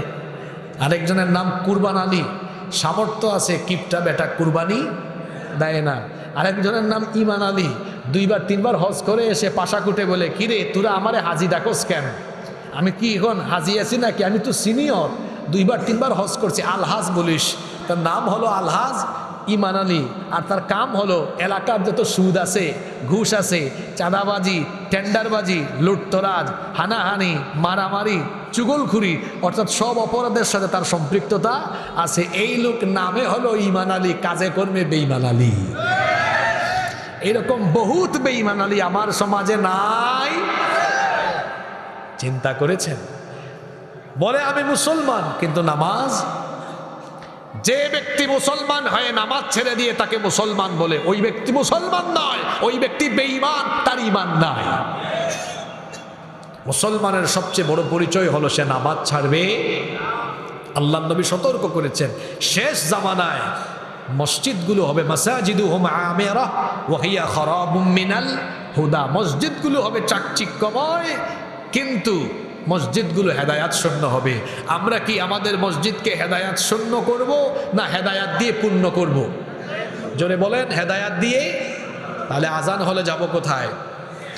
আল্লাহ নবী আরো বলেছেন, সায়াতি আলান নাসি জামান, অচিরেই মানুষের উপরে এমন এক জামানা আবির্ভূত হবে, লা ইয়াবকা মিনাল ইসলামি ইল্লা ইসমুহু ওয়ালা ইয়াবকা মিনাল কুরআনি ইল্লা রাসমুহু মাসাজিদুহুম আমিরা ওয়া হিয়া খারাবুম মিনাল হুদা উলামাউহুম শাররুম মান তাহতা আদিমিস সামা। আল্লাহ নবী বলেছেন, এমন এক জামানা আসবে ইসলাম নামে মাত্র থাকবে কিন্তু ইসলামের মূল কোনো শিক্ষা সমাজে প্রতিফলিত হবে না। কোরআনের অক্ষরগুলো কোরআনের পাতায় লেখা থাকবে কিন্তু কোরআনের কোনো শিক্ষা সমাজে থাকবে। আজকে বাস্তবতা মিলায় দেখেন, ইসলাম শুধু নামে আছে কিন্তু ইসলামের কোনো শিক্ষা আজকে আমার দেশের কোনো জায়গায় নাই। ব্যক্তি, পরিবার, সমাজ, রাষ্ট্র পর্যন্ত ইসলামের রীতিনীতি নাই, বরং আছে উল্টা। আল্লাহর আইন হলো একটা, আর মানুষ আল্লাহর আইনের বিপরীতে আইন বানিয়ে রেখেছে আরেকটা। আজকে রাষ্ট্রীয় পর্যায়ে আল্লাহর আইনের বিরুদ্ধে বিদ্রোহ করে রাষ্ট্রীয় পর্যায়ে শিরক হয়, যেই শিরকের নাম হলো আশশিরকু ফিল ইবাদাহ। আশশিরকু ফিল কিভাবে হয়? আমার দিকে তাকান, খুব দামি দামি কথা চলে যাচ্ছে। আপনাদের এই পাশাকুটে 17 বছরের মুন্না 15 বছরের মুন্নিকে যদি বিয়ে করে, এটা আপনাদের দেশের আইনে ভালো কাজ না অপরাধ? জোরে বলেন, এটার নাম কি বিবাহ? জি, যে হুজুর বিয়ে পড়াবে হুজুর শুদ্ধা জেলে ঢুকবে। এবার আপনারা আমাকে বলেন, এটা কি আল্লাহর আইনে অপরাধ? জোরে বলেন, আল্লাহর আইনে এটা কি অপরাধ? তাহলে আল্লাহ করলেন হালাল, আপনার দেশের আইন করে দিল। ঘটনা উল্টে দেন। 17 বছরের মুন্না 15 বছরের মুন্নিকে নিয়ে লাউতলা, ঝাউতলা, জামতলা, গাছতলা, বটতলায় বুট খায়, বাদাম খায়, একটার হাত ধরে বসে থাকে, কবুতরের জোড়ার মতো বসে ঢলাঢলি মাখামাখি করে। এটা আল্লাহর আইনে অপরাধ এবং হারাম। অপরাধ এবং এবার বলেন, আপনাদের দেশের আইনে এটা কি? কথা বলছেন না কেন? ব্যাপারই না বলবে। তাহলে আল্লাহ করলেন হারাম, আপনার দেশের আইন করলো হালাল। আর আল্লাহ ওই বিয়ে করেছেন হালাল, আপনার দেশের আইন করলো। এইভাবে হালালকে হারাম বানিয়ে দেওয়া, হারামকে হালাল বানিয়ে দেওয়া, এটা হলো রাষ্ট্রীয় পর্যায়ে আল্লাহর ইবাদতের সাথে শিরক করা।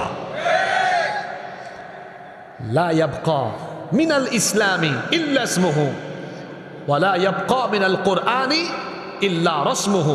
ইসলাম নামে থাকবে, ইসলামের কোনো শিক্ষা, কোরআন পাতায় পাতায় কোরআনের অক্ষর থাকবে, কোরআনের কোনো নির্দেশনা সমাজে বাস্তবায়ন। কোরআন, ইসলাম ধর্ম নিরপেক্ষ মতবাদের পক্ষে না বিপক্ষে? আজকে আপনার দেশের সংবিধানে এই ধর্ম নিরপেক্ষ মতবাদ সন্নিবেশিত করা। সব মানুষ তার নিজের ধর্মের পক্ষে, একমাত্র শয়তান হলো ধর্মের ব্যাপারে নিরপেক্ষ। এজন্য ধর্ম নিরপেক্ষ মতবাদ এটা শয়তানি মতবাদ। এই মতবাদের কথা যারা বলে এবং বিশ্বাস করে তারা হলো আল্লাহর জমিনে শয়তানের খলিফা। তারপরে কি? সকল ক্ষমতার মালিক, সকল ক্ষমতার উৎস জনগণ। তো জনগণ তো আমিও, জনগণ তো আপনিও। তা আমরা যদি সকল ক্ষমতার মালিক হই, আমাদের সর্দি, জ্বর, কাশি, পেট ব্যথা, মাথা ব্যথা এগুলো হয় কেন? আপনি না সকল ক্ষমতার মালিক। আপনার নিজের শরীরের নিয়ন্ত্রণ ক্ষমতা আপনার হাতে নেই, আপনি কিভাবে সকল ক্ষমতার মালিক হন? এটা হচ্ছে একটা পাম দিয়ে জনগণের কাছ থেকে ভোট নেওয়া। ভোট নেওয়ার পরে ক্ষমতা যখন পাইল, তাদের যুক্তি অনুযায়ী যদি সকল ক্ষমতার মালিক জনগণ হয়, তাহলে জনগণ চাইবে যতক্ষণ ক্ষমতায় থাকবে ততক্ষণ, চাইবে না যখন নেমে যাবে তখন। কিন্তু জনগণ যদি বলে আমরা আপনাকে চাই না, তখন বুঝাই দিবে সকল ক্ষমতার মালিক আপনি, আমি জনগণ না তারা। তখন দেখা যাবে ক্ষমতার অপব্যবহার করে স্বৈরাচারী হয়ে আপনার ট্যাক্সের পয়সায় কেনা গুলি আপনার বুকের ভিতর ঢুকাই দিয়ে আপনারে মাইরা ফেলবে। এই হলো ওদের আসল চরিত্র। সকল ক্ষমতার মালিক কে? তাবারাকাল্লাযী বিয়াদিহিল মুলকু ওয়া হুয়া আলা কুল্লি শাইইন কাদির। বরকতময় সুমহান সেই সত্তা যার হাতে সকল ক্ষমতা, সকল ক্ষমতার মালিক যিনি, তিনি কে? আন্নাল কুওয়াতা লিল্লাহি জামিআ। তো এইভাবে করে আজকে আপনি দেখেন আল্লাহর আইনের বিরুদ্ধে আইন প্রণয়ন।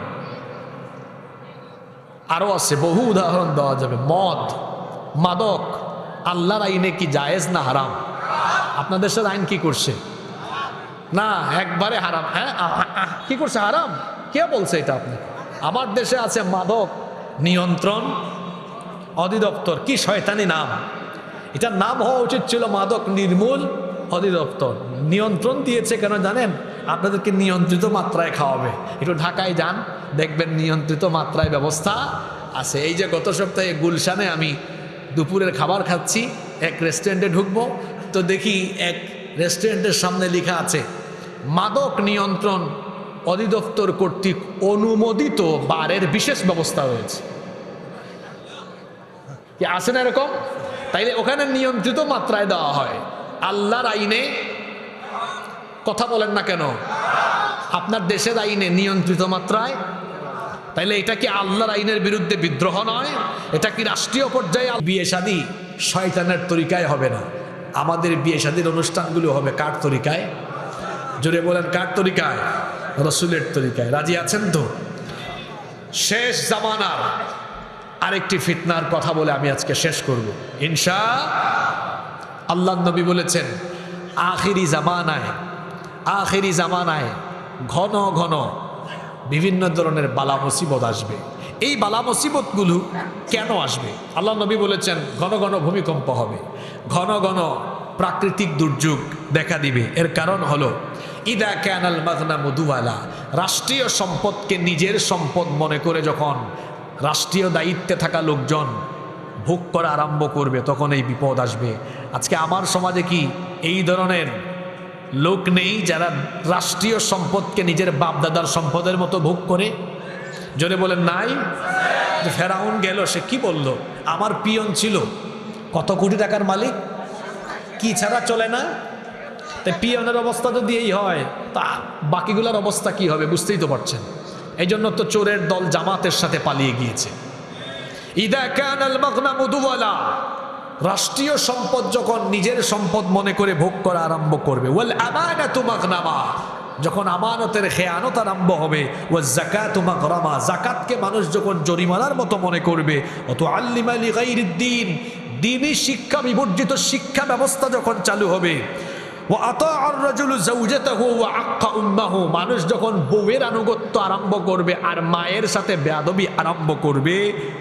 ওয়াবাররা সাদিকাহু ওয়া জাফা আবাহু, তার বাপের সাথে বেয়াদবি করবে, বন্ধুর সাথে ভালো আচরণ করবে। ওয়ারতাফাআতিল আসওয়াতু ফিল মাসাজিদ, মসজিদে হই হুল্লোড় বাড়বে।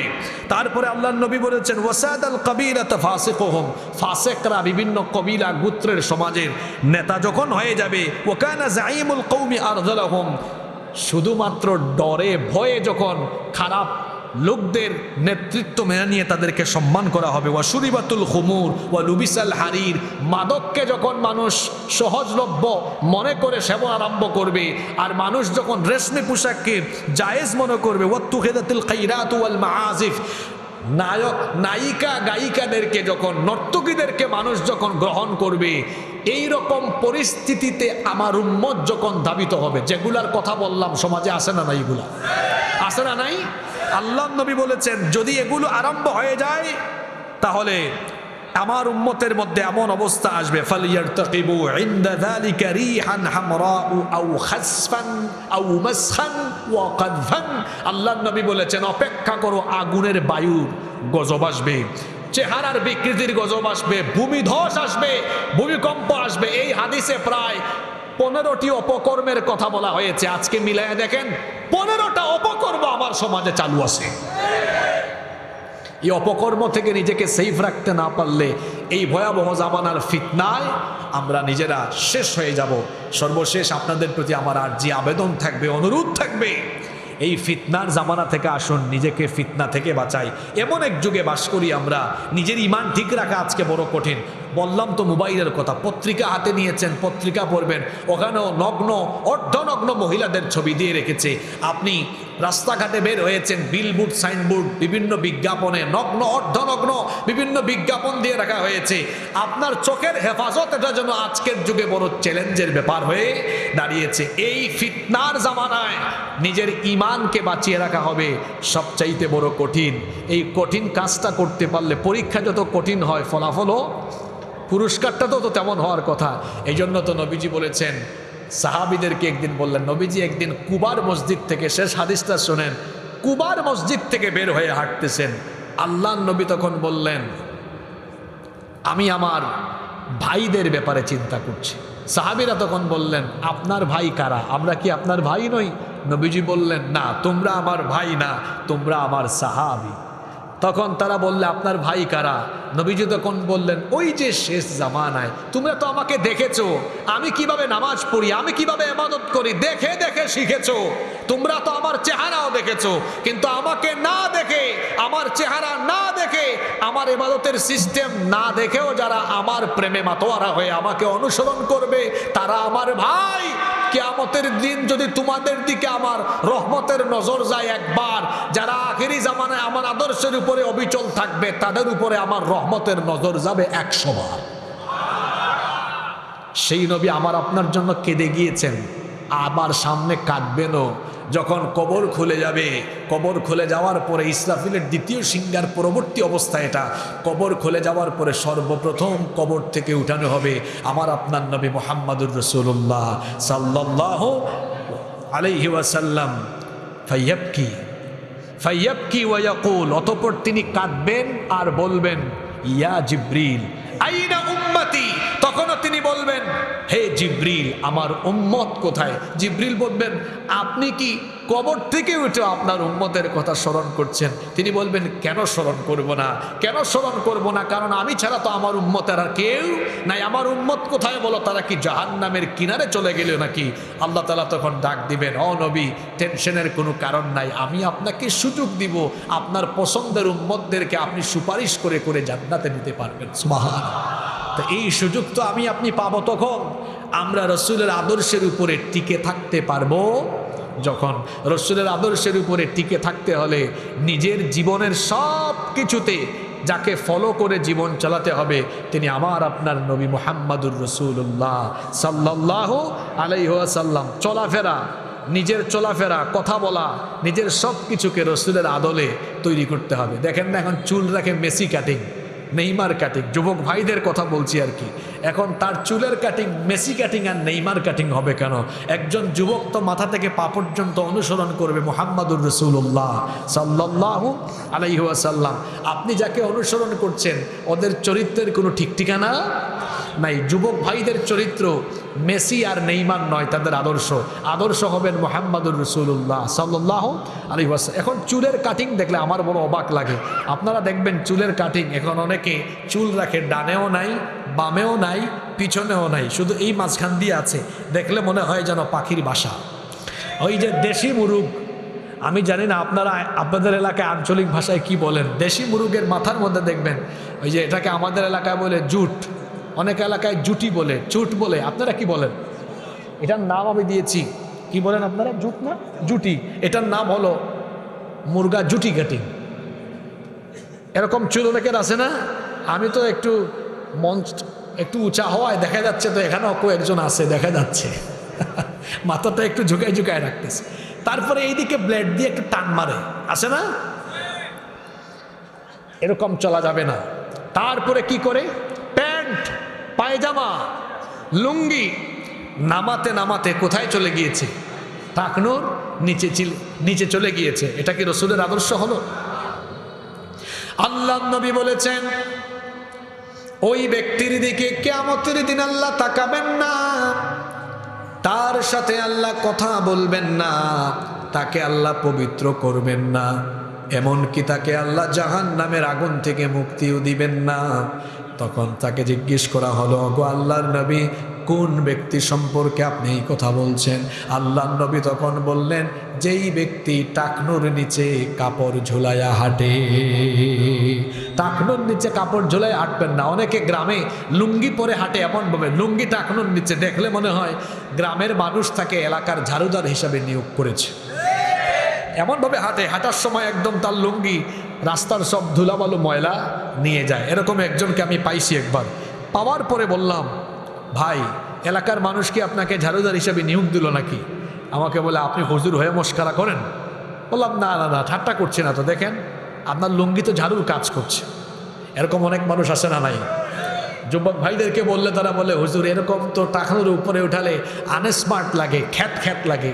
কে বলেছে ভাইয়েরা? এই যে আমরা জুব্বা পরি টাকনুর উপরে, পায়জামাও টাকনুর উপরে, দেশে বিদেশে যেখানেই যাই, আজ পর্যন্ত কেউ তো বলে না আপনাদেরকে দেখতে খারাপ লাগে, বরং যেই দেখে বলে আপনাদের পোশাকের ভেতরে আলাদা একটা ভাব আছে, দেখতে সুন্দর লাগে, এটার মধ্যে আলাদা একটা মায়া আছে, আন্তরিকতা আছে। সুবহানাল্লাহ।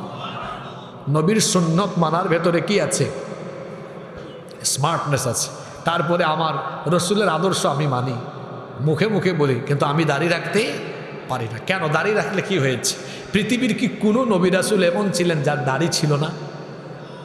আপনারা বলেন, পৃথিবীর কি কোনো নবী রাসূলের দাড়ি ছিল না এমন নবী রাসূল ছিলেন? দাড়ি হলো সব নবীদের সুন্নাহ। দাড়ি ছেঁটে ফেলা, এটা কাটা, ক্লিন শেভ করা তো কোনো মুসলমানের কাজ হতে পারে না। আপনারা দেখবেন ইহুদিরা, অন্যান্য ধর্মের অনেকে, ইহুদিরা বিশেষ করে ওরা দাড়ি রাখে, বা অন্যান্য বিধর্মীরাও রাখে। ওরা সোয়াবের আশায় রাখে না, ওরা রাখে স্কিন সচেতনেরা। ওরা স্কিন সচেতন, বেশি বেশি ক্লিন শেভ করলে ওরা বলে যে চামড়া শক্ত হয়ে যায়, চোখের জ্যোতি কমে যায়। ওরা বিভিন্ন কারণে বিভিন্ন ব্যাখ্যা দেয়, কিন্তু আমার তো ব্যাখ্যা দেওয়ার প্রয়োজন নাই।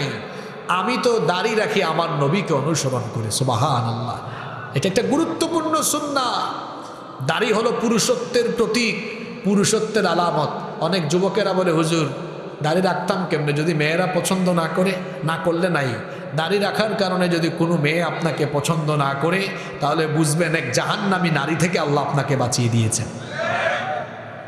দাড়ি হলো পুরুষের সৌন্দর্যের প্রতীক। দাড়ি রাখলে পুরুষকে সুন্দর লাগে, কম না বেশি? নারীর ফেসও ক্লিন, আপনার ফেসও ক্লিন। তা নারী পুরুষের পার্থক্য বুঝবো কিভাবে বলেন? ফেসেও তো পুরুষের একটা পুরুষত্বের ভাব আছে, আছে না? যাদের দাড়ি আছে তাদেরকে দেখতে কি খারাপ লাগে? না, বরং যাদের দাড়ি আছে তাদের চেহারাতে আলাদা একটা নূর আছে। এই নূর দান করেন কে? এজন্য যাদের মুখে দাড়ি নাই, অনুরোধ করব, দাড়িটা রেখে দেন, রসুলকে অনুসরণ করেন। যুবক ভাইদের প্রতি সর্বশেষ যে অনুরোধ জানিয়ে যাব, মোবাইলের ফিতনা এবং হারাম রিলেশন থেকে নিজেকে সেফ রাখতে হবে। আজকের এই যুগে অনেক যুবক ভাইরা নষ্ট হয়ে যাচ্ছে, ধ্বংস হয়ে যাচ্ছে, কেরিয়ার শেষ হয়ে যাচ্ছে, শুধুমাত্র তার এই হারাম রিলেশনে সম্পৃক্ত হয়ে যাওয়ার কারণে। মেয়েদের পিছনে ঘুরঘুর করা এটা ইতর ছেলেদের কাজ। আপনি কেন মেয়েদের পিছনে ঘুরঘুর করবেন? আপনি ভালো করে পড়াশোনা করেন, পড়াশোনায় মনোযোগ বাড়ান, আজান হলে নামাজে যান, নিজের চরিত্রটাকে উন্নত করেন, চরিত্র ডেভেলপ করেন, আপনার কেরিয়ারকে সমৃদ্ধ করেন। মেয়েদের পিছনে আপনি ঘুরঘুর করা লাগবে না, বরং শত শত সুন্দরী মেয়ের বাপ আপনার পিছনে ঘুর ঘুর ঘুর ঘুর করবে আপনার কাছে তার মেয়ে বিয়ে দেওয়ার জন্য। সুবহানাল্লাহ। আর রসুল কি বলেছেন?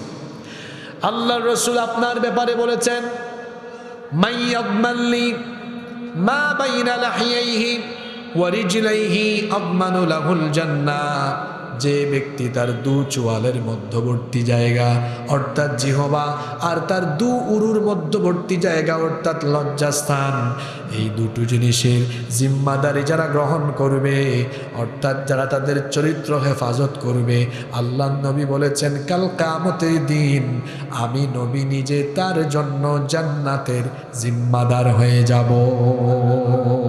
যুবক ভাইয়েরা, নিজের চরিত্রের হেফাজত করা যাবে তো? বিবাহের আগে কোনো প্রকার হারাম রিলেশন নয়, পারবেন তো ইনশাল্লাহ?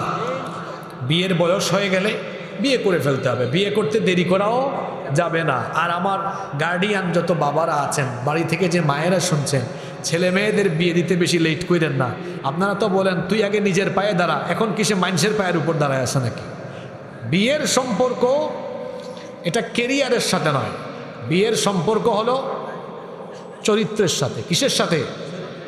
এই যে আপনার মেয়েকে বিয়ে করার জন্য যখন 23-24 বছরের একটা ছেলে প্রস্তাব পাঠায়, আপনি যে বলেন বাবা তুমি কি করো, তোমার কি আছে, গাড়ি আছে, বাড়ি আছে। আজকে অবিবাহিত ছেলেদেরকে একটা জিনিস শিখাই দেওয়া যায়, কিরে আবি একটা আসো, বলে ফেলবা চাচা কিছু মনে করেন না, আমার বয়সে আপনার কয়টা গাড়ি বাড়ি ছিল, আটকে যাবে। ঠিক আছে?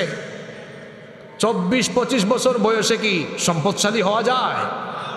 পড়ালেখাই মাত্র শেষ করে হয়তো 32, 33, 35, 36 বছরে গিয়ে আস্তে আস্তে একটা বাড়ি করবে, হয়তো কিছু একটা করবে। জিজ্ঞেস করতে পারেন এতটুকু, বাবা তুমি যে পরিমাণ উপার্জন করো আমার মেয়েকে নিয়ে চলতে পারবা? তুমি যেটা উপার্জন করো এটাকে হালাল উপায়ে করো কিনা? জিজ্ঞেস করতে পারেন বাবা তুমি 5 ওয়াক্ত নামাজ আদায় করো কিনা, তুমি হালাল পথে বৈধ পথে উপার্জন করো কিনা, এতটুকু জিজ্ঞেস করতে পারেন। আর 24-25 বছর বয়সে যে ছেলের কাছে সম্পদ থাকে ওইটা তার না, ওইটা তার বাপদাদার কাছ থেকে হাদিয়া পাওয়া। কি পাওয়া?